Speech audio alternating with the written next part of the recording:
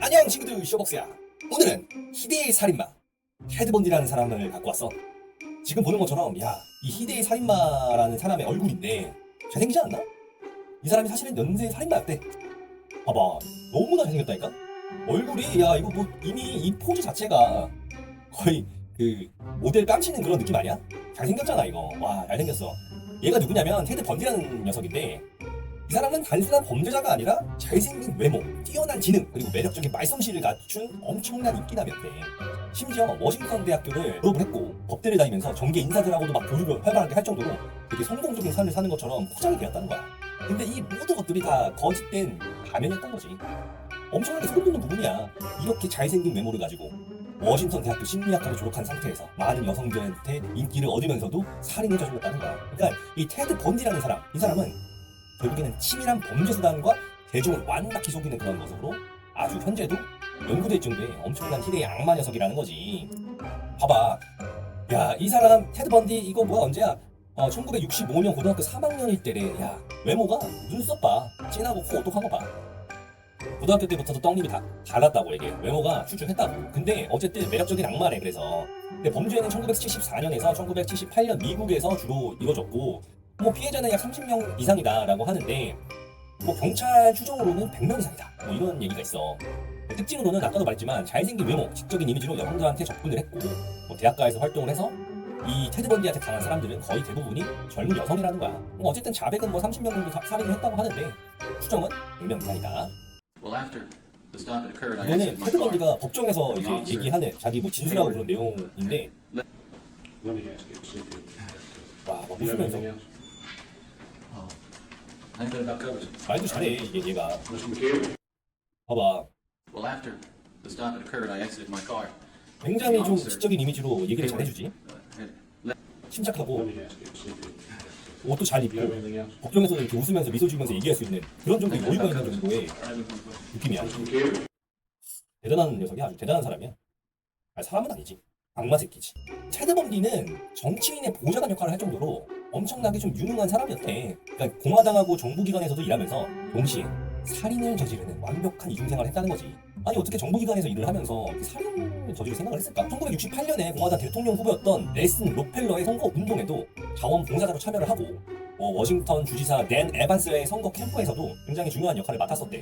근데 뭐 이런 선거 캠프에서 자원봉사도 하고 캠프에서도 활동을 할 정도면 그만큼 신뢰도가 있었기 때문에 이런 역할을 맡기지 않았을까 싶은 거지. 뭐 정치계, 특히 여기 화면에 보이는 요 코끼리, 이게 이제 공화당을 의미하는데, 공화당 내에서도 이 번디라는 녀석이 굉장히 똑똑하고 야망 있는 청년으로 평가를 했었고, 뭐 향후 공화당의 정치적 미래를 기대할 정도가 된다, 뭐 이런 사람들도 되게 많았다는 거야. 그러니까 워싱턴 공화당에서 선출직 정치인을 돕는 역할들을 뭐 다수 맡았고, 정보 수집, 뭐 선거 전략을 기획하는 보좌관 역할까지 수행을 했대.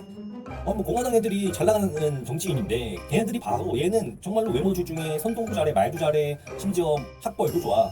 엄청나게 스타로 급부상할 수 있는 그런 능력이 있을 거라고 생각을 했던 거지. 테드 번디의 그래서 테드 번디는 도대체 직업을 몇 개를 가졌을까? 첫 번째 아까 말했던 공화당 보좌관하고 선거 운동원. 두 번째로는 얘가 이제 워싱턴대 심리학과를 졸업했기 때문에 심리학과 연구 보조원도 했었고, 세 번째로 법률 보조원, 시애틀 법률기관에서 또 일을 했었고, 워싱턴대에서 자살 예방 상담사를 했었대. 사람 죽여가면서 지는 이제 자살 예방 상담사로 활동을 했다는 거야. 근데 진짜 웃긴 게 얘가 심리학 공부를 했기 때문에 사람의 심리 이런 것들도 굉장히 잘 알았을 거란 말이야. 그러면서 이 자살을 하는 사람들의 심리도 공부를 많이 했었기 때문에 이런 예방 상담사로서 활동도 했을 거고, 정말 심리적으로도 분석과 그런 뭐 연구들을 수도 없이 접했을 확률이 큰 거지. 그리고 마지막으로 보호관찰사무소에서 근무를 했대. 이 보호관찰사무소가 뭐냐? 실종 범죄자 피해자를 찾는 관찰사무소라는 거야.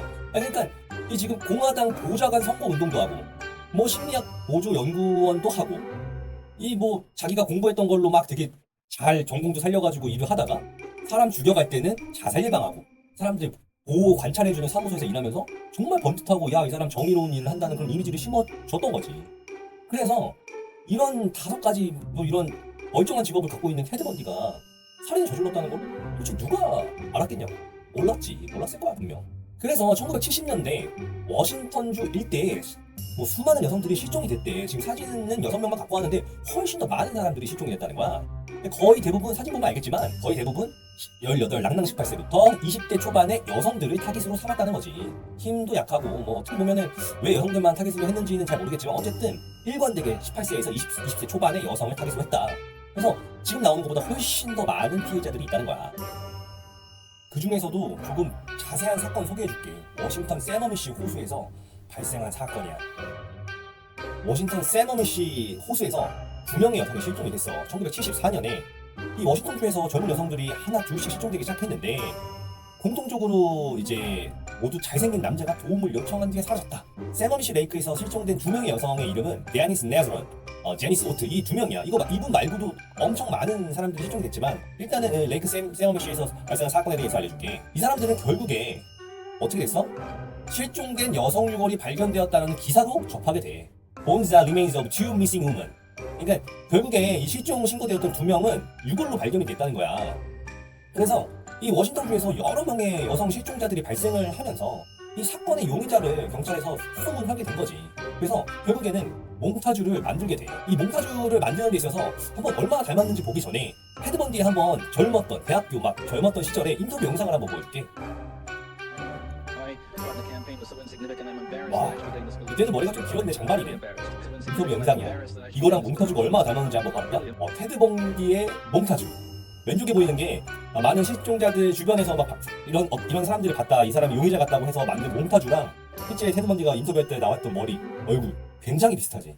많은 여성들, 뭐 18세에서 20세 초반의 여성들을 납치하고 살인 저질렀을 때 했던 수법이 뭐냐면 바로 나 좀 도와줄래 수법이야. 나 좀 도와줄래 수법.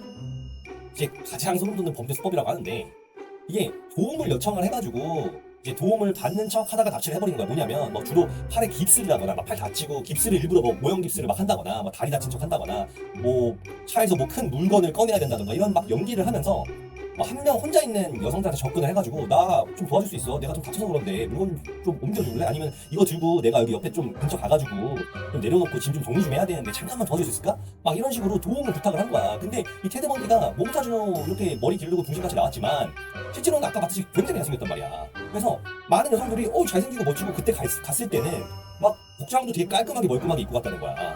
그래서 많은 여성들 피해자들이 경계를 풀고 차에 접근하면은 즉시 중기나 이런 걸로 가격한 후 납치를 한 다음에 잔인하게 살해를 했다는 거야. 그러니까 이 방식이 사람의 동정심을 이용한 약간 심리적인 조작법이라고 연구가 되고 있대. 그래서 뭐 실제로 이런 범죄는 범죄 심리학에서 번디 테크닉이라는 용어가 있을 정도라고 하더라고.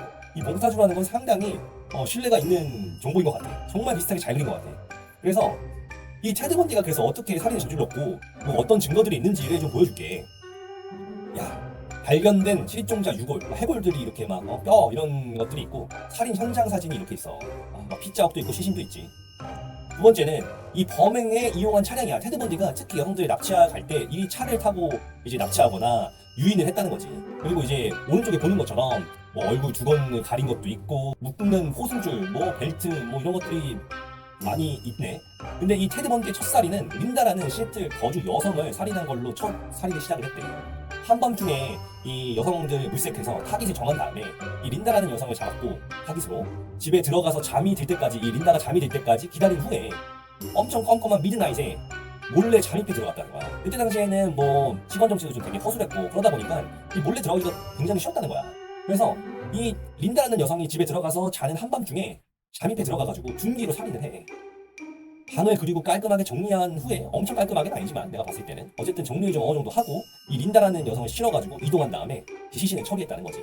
그래서 많은 여성들을 이렇게 죽였어. 죽이고 이 워싱턴주에서 사건이 막 많이 발생을 하게 되는데 결국에 어떻게 덜미가 잡혔냐.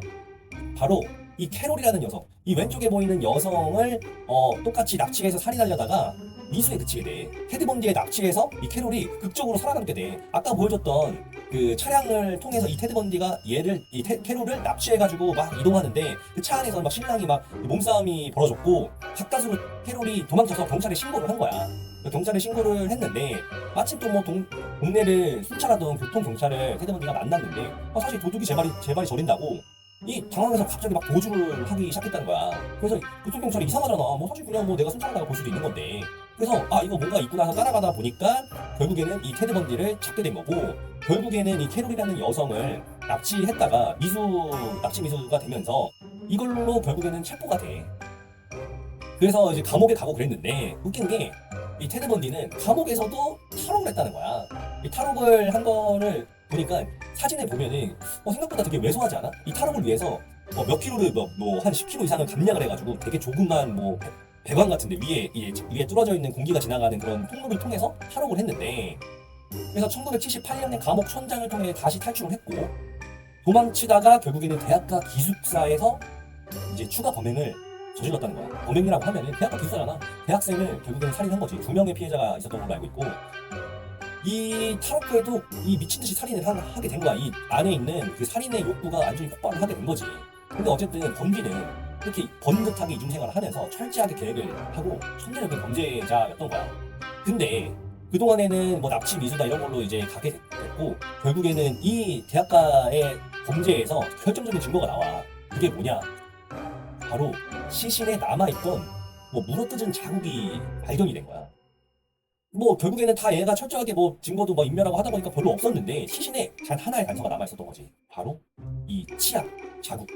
결국에 이 테드 번디가 시신에 담겨둔 이빨 자국이 결정적인 증거가 돼서, 이 증거를 가지고 테드 번디의 치아 표본 검사를 실시했고 정확하게 일치해. 물어뜯은 그 흔적, 시체에 남은 그 흔적과 지금 보는 것처럼 테드 번디 이 치아 표본이 일치하게 되면서 결국에는 덜미를 잡히게 된다.